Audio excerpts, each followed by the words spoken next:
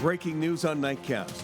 Robbinsdale schools facing a multi-million-dollar budget crisis. Throughout this process, there has been a clear lack of empathy, transparency, and honesty from the administration. We're inside your schools tonight asking, could closing schools fix the budget issues?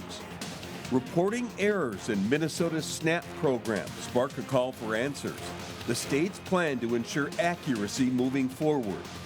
The Rondo Library closed for safety renovations. This has been, not only just a library problem, but really just a societal problem. Tonight, questions swirl over the nearly $800,000 price tag.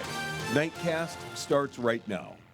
Hey, good evening, everyone. I'm Kevin Dorn. Lindsay is off. We're going to get to that breaking news in Robbinsdale schools in a moment, but first, look at this. That green means warmer air is coming this week. Could be short-lived, though. Meteorologist Chris Reese is getting you ready to head out the door in the morning in your forecast first. Chris? Kevin, some of us will notice a big-time warm-up just within a few hours tomorrow. Headed out the door at 6 a.m., we are cold. Temperatures should be in the low 20s, but 2 hours later at 8, we're warmer at 27 and thawing out above freezing by the time we get you toward 10 a.m. High temperatures overall likely top out in the 40s across much of Minnesota tomorrow, but even northern Minnesota will be in the 30s. But above freezing overall. So weather by the hour, starting in the 20s, topping out at 40, back into the upper 30s by the time we get you towards 6 o'clock. Here's the deal. This warm-up is short-lived overall. By the time we get you toward the mid and later parts of the week, our temperatures, they're back to being colder than average. I'll let you know just how cold we'll go coming up. Vote is 4-2. In favor of the resolution to close Noble Elementary School. And now that breaking news, you just heard the Robbinsdale School Board vote moments ago to close Robbinsdale Middle School, Sonneson Elementary, and Noble Elementary School. And right now, it appears Lakeville and Neal Elementary will stay open. This hearing has been going on since 6:30 tonight. It comes after 8 months of study involving more than 2,000 hours of meetings and more than 17,000 public comments. Our Ben Henry has been tracking the district's financial troubles for months leading up to this big night, and he joins us live from New Hope. Ben? Kevin, it's a tough night. Big decisions were made. Tears were shed throughout this process. Passion has been shared from all sides. More than 60 people signed up to share tonight, trying to make their final pitch. But here's where things landed. Again, Robbinsdale Middle School closes. Noble and Sonneson Elementary School close. Sonneson received a lot of support over the last few weeks. These are tough decisions for a board that's had its ups and downs over the last year or so, including 2 resignations and a somewhat new superintendent. We were finally able to question the superintendent after months about these tough decisions. We asked how she plans to move the district forward in this new chapter. How do you rebuild trust with the community and try and bring stability to a turbulent board? The board has done a fantastic job, I think, through really hard decisions. I've been talking to y'all for a year and a half, and it's no secret. When I came into the district, it was no secret that we were going to close buildings. I don't think there was anybody in this room or has been a part of our journey that is surprised that buildings have to be closed. It wouldn't matter what buildings they are right now. The great thing that we've heard over many, many months is people love their schools. And so the way I think we move forward is to say, okay, what's the best of what we have here? How do we work on really strong transition plans for our staff, for our kids, for our families, and move forward with the focus on what's best for our kids? The board also voted to close this building here, their district headquarters. So there is a lot of shakeup that is expected here in the coming months. Keep in mind, all of these cuts and decisions are required under state law. They've got an agreement with the Department of Education because of their financial troubles, including being millions of dollars in debt.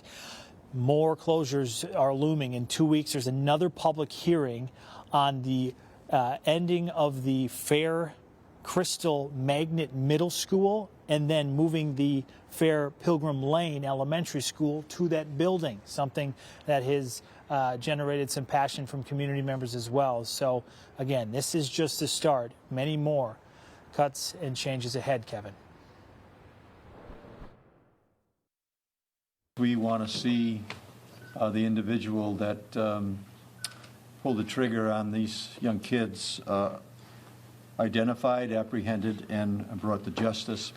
New tonight, new video of the suspected shooter in a deadly mass shooting at Brown University in Providence, Rhode Island, Saturday. Police are feeling pressure because the gunman's been on the run now for more than 48 hours. Right now, police are combing through grainy video looking for clues that could lead to an arrest. And just a short time ago, new images were released of a person of interest dressed in black walking through a neighborhood near campus, his face covered by a mask, only his eyes visible. For this to happen to a place like Brown, I think it's going to forever change the layout of the school, the safety of the school, and what people think in their heads when people mention Brown. Police say the gunman fired more than 40 rounds from a 9mm handgun inside an engineering lecture hall. 2 students were killed, 9 others were injured. New tonight, information within the last hour from the Hennepin County Sheriff's Office about a call for help from federal agents in Minneapolis this afternoon. They tell us the Department of Homeland Security reported agents were surrounded by a large group of people near 29th Street West and Pillsbury Avenue. Take a listen to the call to dispatch. They're surrounded and they're being attacked. How many is it like? Okay. We only have a few officers, but we have, what did they say, 60 to 70 agitators that are fighting them. When deputies arrived, we're told they did not see any attacks or injuries. Deputies helped federal agents leave, made no arrests, and did not use force. Also new tonight, a Plymouth man will serve 3 years in prison for running a $420 million bank fraud scheme involving real estate. Federal prosecutors say 34-year-old Matthew Onofrio created a real estate program where he coached investors to lie to banks and used fake financial statements to secure loans. From 2020 through 2022, Onofrio completed 68 deals and received at least $35.7 million. He must also pay nearly $5.4 million back in restitution. In southern Minnesota, a Mower County court has dropped 8 felony charges against an Austin man after a new Minnesota Supreme Court ruling on ghost guns. Court documents show Jonathan Neek's defense argued only federal rules on serial numbers apply to guns in Minnesota. Police found 8 firearms, some of them 3D printed, in his home. He still faces a felony charge for allegedly bringing ammunition to a courthouse hearing in May. Tonight, the Rondo Library in St. Paul is closed so major renovations can be made, but the price tag's raising eyebrows. The city plans to improve the entryway and relocate bathrooms to make the space more welcoming and functional. Brittany Ehrman is here with concerns from community and city leaders. Brittany? Well, Kevin, Rondo Library services are on hold for 3 weeks. Then they'll move to the Holly Q. Brown Community Center. We heard from the community and some city council members who say the money would have been better spent on public safety. Moving the bathroom isn't going to solve the fentanyl crisis. Rondo Library is officially closed until further notice for renovations with a price tag of nearly $800,000. Isaac Milkey is the president of AFSCME Local 1842, the union that represents staff at the Rondo Library. He says the union members have seen crime challenges firsthand, but did not have a say in the renovation plan. I think the staff there understand that these are societal issues, right? This is the housing crisis, this is the fentanyl crisis.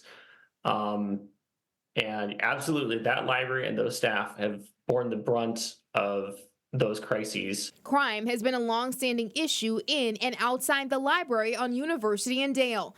St. Paul Police says they responded to 262 calls for service at the library from January through July this year. That number surpassed the total for all of 2024 by 53 calls. I do not support nearly $1 million of investments to go towards moving the bathrooms. City Council member Anika Bowie said in a December meeting those funds could have been used for other public safety efforts. The huge negative impacts of closing around the library is going to have to our community.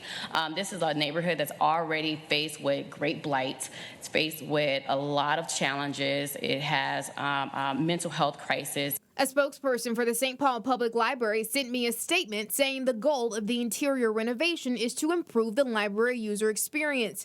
I asked the city, how does St. Paul justify allocating nearly $1 million to library renovations while there are ongoing safety concerns inside and around the library? I'm still waiting on that response. We were emailing with city leaders after business hours, and we plan to follow up on that question tomorrow. The library spokesperson says the plan is to move back into the Rondo Library by the end of 2026. Kevin? Okay, that's Brittany Ehrman. Infectious medical waste, including needles and bones, is turning up at a local recycling center. Straight ahead tonight, what actions are being taken to address this surprisingly reoccurring issue? Also, is your car ready for the next cold snap? And Chris promises there will be one. We share essential tips to keep your vehicle in tip-top shape this winter. Temperatures are, of course, milder now, but this warm-up is short-lived. I'll let you know when winter does return coming up.